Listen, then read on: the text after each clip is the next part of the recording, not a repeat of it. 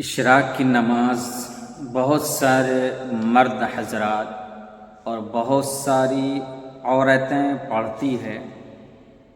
لیکن اشراق کی جو فضیلت ہے،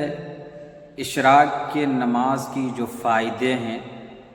اس کو ہم مکمل طور پر حاصل نہیں کر پاتے، کیونکہ جب ہمیں اشراق کی نماز کے بارے میں پتہ نہیں، اور جب ہمیں اشراق کے نماز کے بارے میں فضیلت جو وارد ہے وہ پتہ ہی نہیں ہے،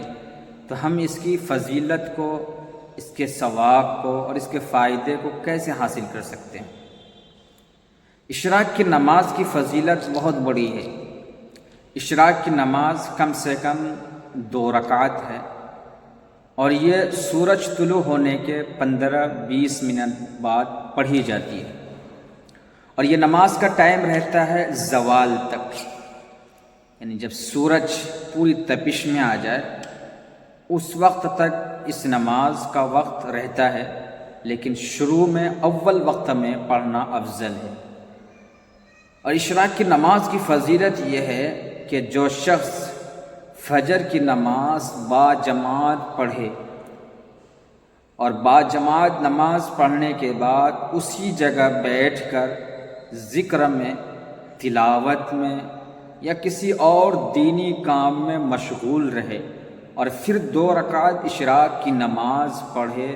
تو اس کے لیے ایک مقبول حج اور ایک عمرے کا ثواب لکھا جاتا ہے۔ اور جو شخص، ایک دوسری حدیث کے اندر ہے کہ جو شخص اشراق کی نماز پڑھے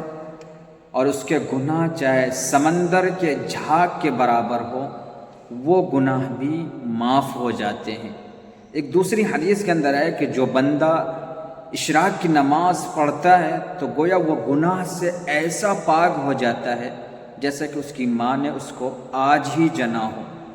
تو یہ سب فضیلتیں ہیں اشراق کی نماز کا، لیکن یہ اسی وقت کو ملے گا حج اور عمرے کا مکمل ثواب جو وہیں بیٹھ کر رہے فجر کی نماز کے بعد۔ اگر وہ وہاں سے اٹھ گیا کسی کام کے لیے یا کسی اور چیز کے لیے تو یہ فضیلت اس کو نہیں ملنے والی، البتہ ثواب اشراق کی نماز کا ثواب ملے گا، اور وہ ثواب یہ ہے کہ اگر اس کے گناہ سمندر کے جھاگ کے برابر ہوں